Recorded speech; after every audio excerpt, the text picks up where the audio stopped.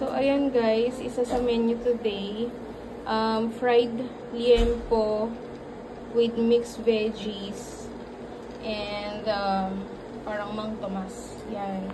So, yan, pinakuluan yan. May makikita naman kayong pepper. Pinakuluan sa pepper, magic vichin. Yan yun. Asin. Yan. Update ko kayo guys. Yan guys, mag-mix na tayo ng veggies for our fried liempo. So, nilagyan lang yun ng butter. Lalagyan mo pa ng pepper. Seasoning konti. Pepper. And, hindi lang yata. And then, pepper. Yun lang yan. That's it. Tapos, nagluluto na yung ating fried liempo. Taste ko kayo. So, ayan guys. Yun sa ating fried liempo. Ilalagay lang natin siya dyan.